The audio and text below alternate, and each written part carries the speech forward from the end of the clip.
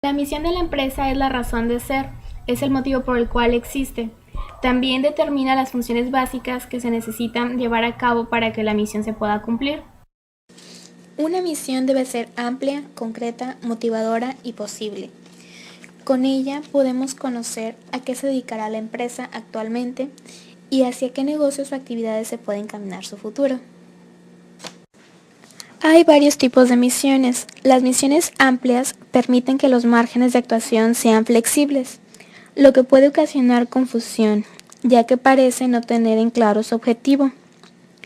En cambio, las misiones estrechas limitan la capacidad de desarrollo a futuro de la organización.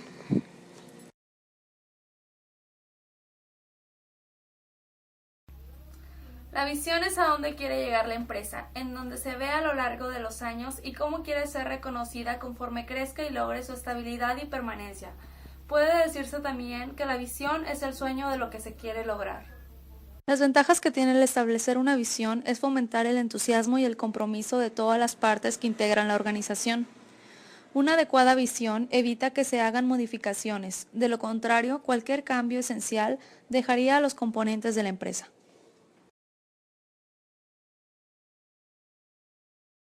El análisis FODA es una herramienta que sirve para conocer la situación actual de la empresa, pudiendo obtener un diagnóstico preciso para la toma de decisiones de acuerdo a los objetivos ya formulados. Las siglas FODA son un acróstico de fortalezas, factores críticos positivos con lo que se cuenta, oportunidades, aspectos positivos que podemos aprovechar utilizando nuestras fortalezas, debilidades, factores críticos negativos que se deben eliminar o reducir y amenazas, aspectos negativos externos que podrían obstaculizar el logro de nuestros objetivos. Un presupuesto es un plan, operaciones y recursos de una empresa que se formula para lograr en un tiempo determinado los objetivos planeados y se expresa en forma monetaria. Para hacer un presupuesto se debe tener en cuenta una lista de los ingresos mensuales, una lista de los gastos fijos cada mes, una lista de los gastos que varían cada mes, definir el flujo de caja, un cálculo de la diferencia entre gastos e ingresos. Ahora bien, para elaborar un presupuesto hay que preparar el material necesario, una hoja en Excel o lápiz y papel con gastos regulares y que se necesitarían. Clasificar los gastos para ver en qué se va a gastar cada cosa, calcular variantes importantes como cambios de moneda u otros. Hay que definir muy bien las prioridades. Se tiene que tener en cuenta un fondo de emergencias para cubrir imprevistos. Hay que programar una revisión del presupuesto cada mes. Si es necesario, se debe contar con un asesor para que revise y optimice el presupuesto. Los 3 pasos básicos de la elaboración del presupuesto y estrategia empresarial por medio del presupuesto son la planeación, la coordinación y el control. Es necesaria una buena planificación de los presupuestos de la empresa para obtener los mejores resultados y buscar nuevas formas de obtener beneficios para la empresa, como también es necesario un buen seguimiento de este presupuesto para optimizarlo.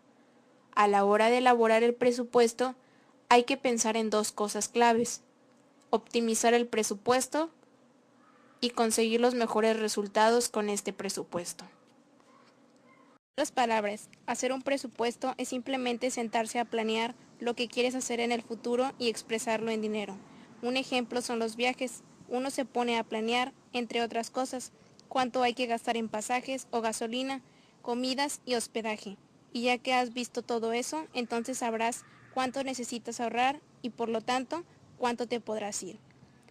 Por lo tanto, cuando haces un presupuesto para tu empresa, en realidad lo que estás haciendo es planear a futuro. Entonces te preguntas, ¿cuánto piensas vender? ¿Qué necesitas hacer para lograrlo? ¿Cuánto necesitas gastar? Y lo mejor de todo, ¿cuánto vas a ganar en un periodo? Obviamente, esto es una estimación que puedes hacer de acuerdo con tu experiencia y la información que conoces. Otra consideración importante es que podrás comparar tu presupuesto, que solamente es un plan, con las ocurrencias de la realidad. detectar aquellas áreas que pueden estar causando problemas.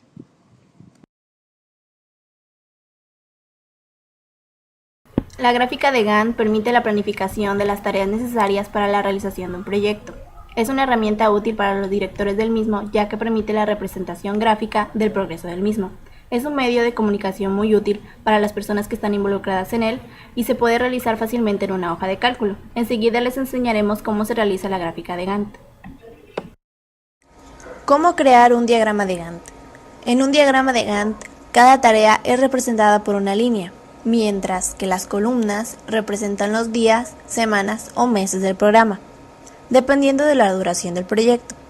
El tiempo estimado para cada tarea se muestra a través de una barra horizontal, cuyo extremo izquierdo determina la fecha de inicio prevista y el extremo derecho determina la fecha de finalización estimada. Las tareas se pueden colocar en cadenas secuenciales o se pueden realizar simultáneamente. Si las tareas son secuenciales, las prioridades se pueden confeccionar utilizando una flecha que desciende de las tareas más importantes hacia las tareas menos importantes. La tarea menos importante no puede llevarse a cabo hasta que no se haya completado la más importante. A medida que progresa una tarea, se completa proporcionalmente la barra que representa hasta llegar al grado de finalización.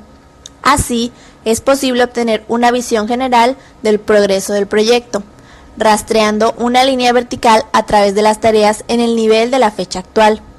Las tareas ya finalizadas se colocan a la izquierda de esta línea, las tareas que aún no se han iniciado se colocan a la derecha, mientras que las tareas que se están llevando a cabo atraviesan la línea.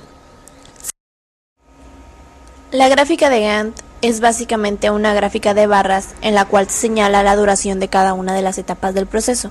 Esto permite que los encargados del proceso de producción puedan darse cuenta de manera rápida si es que se está cumpliendo con lo programado.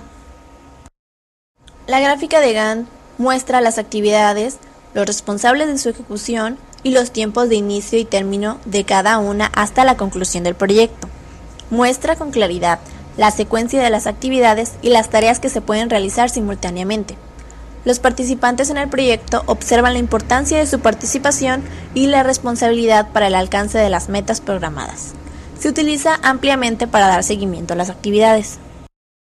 Para poder elaborarse una gráfica de Gantt, debemos tener una lista detallada de las actividades que deben realizarse y los responsables de cada una de ellas. Determinar el orden de cada actividad. Pueden haber actividades simultáneas. Hay que seleccionar la unidad de medida para las actividades, es decir, el tiempo. Pueden ser días, semanas o meses. Hay que definir el tiempo necesario para realizar cada actividad. Y ya con esto podemos empezar a realizar nuestra gráfica. En conclusión, un diagrama de Gantt puede ser utilizado para la planificación del tiempo que un proyecto debe tomar. Este diagrama establece el orden en que las tareas deben llevarse a cabo y le permite ver inmediatamente lo que debería haberse alcanzado en cualquier punto en el tiempo. Le permite ver cómo las medidas correctivas pueden traer nuevamente el proyecto en curso.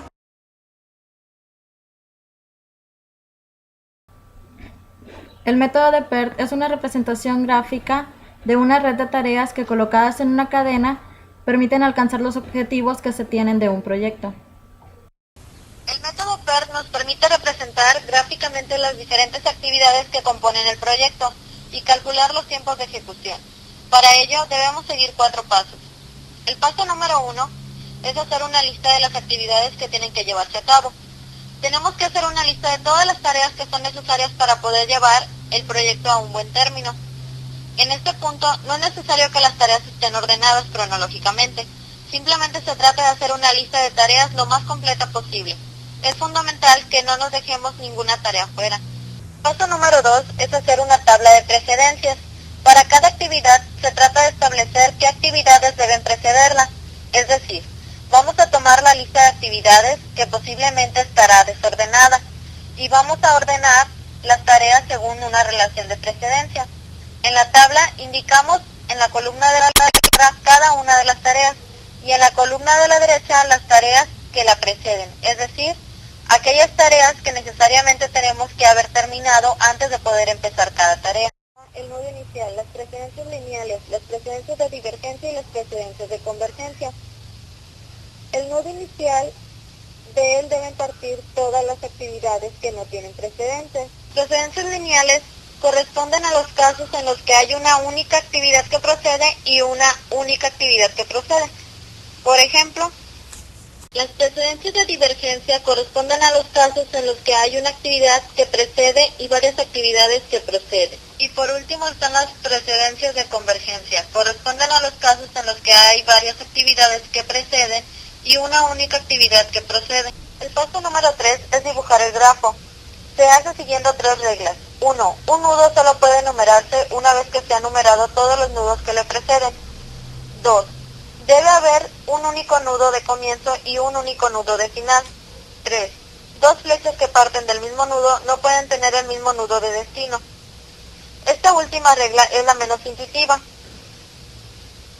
Puede suceder perfectamente que para pasar de una fase del proyecto a la siguiente sean necesarias varias actividades distintas.